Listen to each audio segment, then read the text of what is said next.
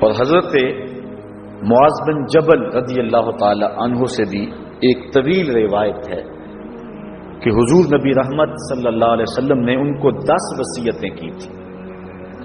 حصول برکت کے لیے یہ ساری حدیث میں آپ کے سامنے رکھ دیتا ہوں. کہتے ہیں اوصانی رسول اللہ صلی اللہ علیہ وسلم بعشر کلمات، حضور نے مجھے 10 باتیں ارشاد فرمائیں، حکمت سے بھری اور رحمتوں سے بھری ہوئی ایک ایک بات ہے. ان کے بول بہاروں جیسے اور اصحاب ستاروں جیسے. تو اتنا خوبصورت کلام، لہو خورشید کا ٹپکی اگر ذرے کا جگر چیر. حضور نے 10 باتیں حضرت معاذ بن جبل رضی اللہ تعالی عنہ کو بطور وصیت ارشاد کی. کہتے ہیں قالا، حضور نے مجھے کہا، ارشاد کیا، لا تشرک باللہ شیئا وان قتلت وحرقت، اللہ کے ساتھ کسی کو شریک نہ ٹھہرانا، اگرچہ تجھے قتل بھی کیا جائے اور تجھے آگ میں جلا بھی دیا جائے، کبھی بھی اللہ کے ساتھ شریک نہ ٹھہرانا. دوسری بات حضور نے مجھے یہ ارشاد فرمائی، ولا تعص والدیک وان امراک ان تخرج من اہلک ومالک، کہ اپنے والدین کی کبھی نافرمانی نہ کرنا، اگرچہ تجھے حکم دیں کہ اپنے مال کو اور اپنے بچوں کو لے کے گھر سے نکل جا، تو کہا یہ کر لینا، نکل جانا، لیکن والدین کی نافرمانی نہ کرنا. تیسری بات حضور نے ارشاد فرمائی، ولا تترکن صلاۃ مکتوبا متعمدا فإن من ترک صلاۃ مکتوبۃ متعمدا فقد برئت منہ ذمۃ اللہ. فرمایا اے معاذ بن جبل، فرض نماز جان بوجھ کر کبھی بھی نہ چھوڑنا. زندگی میں کبھی نہ ہو کہ تجھ سے فرض نماز چھوٹے، اس لیے کہ جس نے فرض نماز جان بوجھ کے چھوڑ دی، اللہ اور اس کے رسول نے اس سے اپنا ذمہ اٹھا لیا. اب وہ جدھر مرضی جائے، اللہ نے جو ذمہ لیا ہوا ہے مومن کا، اللہ اٹھا لیتا ہے. چوتھی چیز حضور نے جو ارشاد فرمائی، ولا تشربن خمرا فإنہ راس کل فاحشۃ. اے معاذ بن جبل، زندگی میں کبھی بھی شراب نہ پینا، ہر بے حیائی کی جڑ ہے اور بنیاد ہے شراب. پانچویں چیز کہتے ہیں حضور نے جو مجھے ارشاد فرمائی وہ یہ تھی، وَإِيَّاكَ وَالْمَعْصِيَةَ فَإِنَّ بِالْمَعْصِيَةِ حَلَّ سَخَطُ اللَّهِ. کہا کبھی اللہ کی نافرمانی نہ کرنا، اللہ کی نافرمانی سے اللہ کی ناراضگی مول لینے والی بات ہے. اللہ تعالیٰ کی معصیت سے اس کی ناراضگی جائز ہو جاتی ہے، حلال ہو جاتی ہے. اور چھٹی چیز کہتے ہیں حضور نے یوں ارشاد فرمائی، وَإِيَّاكَ وَالْفِرَارَ مِنَ الزَّحْفِ وَإِنْ هَلَكَ النَّاسِ.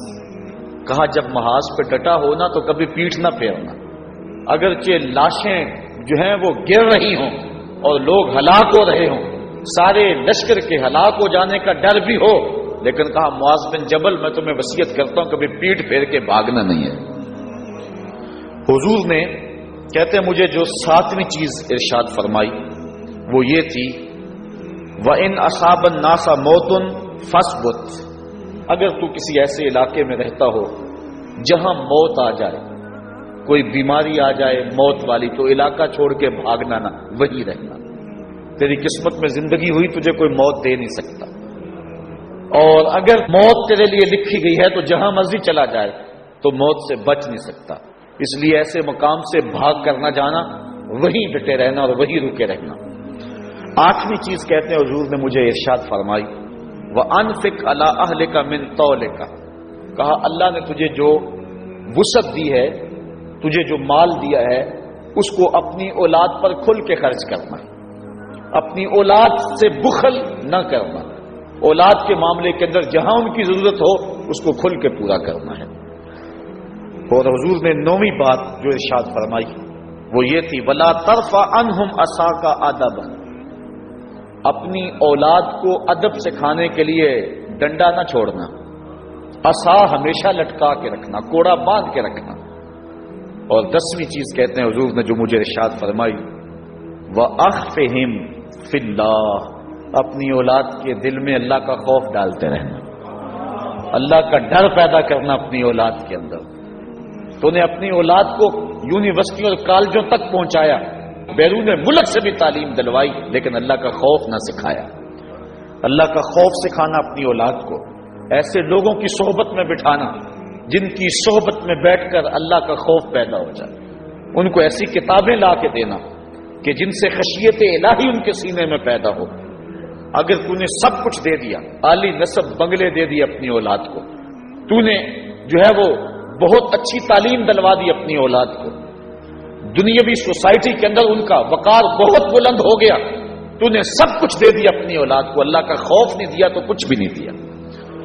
تو حضور نے جو 10ویں وصیت حضرت معاذ بن جبل کو کی وہ یہ ہے کہ انہیں اللہ سے ڈراتے رہنا، اللہ تعالیٰ کا خوف، ان کی خشیت ان کے سینے میں پیدا کرنا۔ اللہ اکبر۔ حضور کا ایک اور فرمان سنیے، حضور نے فرمایا کہ جو شخص نماز چھوڑتا ہے، تو ایک طویل حدیث ہے جس کا یہ حصہ ہے، وَقَانَ يَوْمَ الْقِيَامَةِ مَعَ قَارُونَ وَفِرْعَوْنَ وَحَامَانَ وَأُبَيِّ بْنِ خَلَف، جو نماز ترک کرتا ہے قیامت کے دن قارون کے ساتھ، فرعون کے ساتھ، حامان کے ساتھ اور ابی ابن خلف کے ساتھ کھڑا کر دیا جائے گا۔ جس صف میں اللہ کے دشمن کھڑے ہوئے ہوں گے، بے نوازی کو بھی اس صف میں کھڑا کر دیا جائے گا۔ کتنی رسوائی ہے، کتنی ذلت ہے۔ کوئی بندہ یہ گوارا کرتا ہے کہ مجھے اس صف میں کھڑا کر دیا جائے جس میں دشمنان خدا کھڑے، دشمنان رسول کھڑے، میری کوئی بہن، میری کوئی بیٹی کیا یہ گوارا کر سکتی ہے کہ اس کو حضور پہ کانٹے پھینکنے والی ام جمیل کے ساتھ کھڑا کر دیا جائے، اس کو حضور کو اذیت دینے والی عورتوں کے ساتھ کھڑا کر دیا جائے؟ نہ میری کوئی بہن اور نہ کوئی میری ماں اس بات کو گوارا کرتی۔ تو جب ہم یہ گوارا نہیں کرتے تو پھر ہمیں عزم کرنا چاہیے کہ آج کے بعد نماز نہیں چھوڑنی۔ حضرت امام بخاری نے روایت نقل کی ہے، حضور نے ارشاد فرمایا، من ترک الصلاۃ العصر فقد حبط اعمالہ، جس نے عصر کی نماز چھوڑی اللہ اس کے سارے عمل برباد کر دیتا۔ حضرت ابو ہریرہ رضی اللہ تعالی عنہ سے روایت ہے جس کو امام ابن ماجہ نے اور امام نسائی نے روایت کیا ہے، وہ حضور سے روایت کرتے ہیں، بڑی مشہور روایت ہے۔ حضور نے ارشاد فرمایا، ان اول ما يحاسب به العبد بصلاته فان صلحت فقد افلح وانجح وان فسدت فقد خاب وخسر۔ فرمایا قیامت کے دن بندے سے سب سے پہلا حساب نماز کا لیا جائے گا، اگر اس کی نماز ٹھیک ہو گئی تو وہ فلاح پا گیا، اگر پہلا تول ٹھیک آ گیا تو وہ کامیاب ہے، وانجح اور نجات پا گیا، وان فسدت فقد خاب وخسر، اور اگر پہلا تول ہی ٹھیک نہ ہوا تو پھر وہ ذلیل و رسوا ہو گئے۔ حضرت عبادہ بن صامت رضی اللہ تعالیٰ عنہ سے ایک طویل روایت ہے، وہ کہتے ہیں کہ حضور علیہ السلام نے مجھے 7 چیزوں کا حکم دیا، مجھے وصیت کی کہ ان 7 کاموں کو کرنا ہے۔ ان کے اندر جو دوسری چیز تھی وہ حضور نے یہ ارشاد فرمائی، وَلَا تَتْرُكُوا الصَّلَاةَ مُتَعَمِّدِينَ فمن ترکھا متعمدن فقد خرج من الملہ، کہ جان بوجھ کے کبھی نماز نہ چھوڑنا، جس نے نماز چھوڑی وہ ملت اسلامیہ سے نکل گیا۔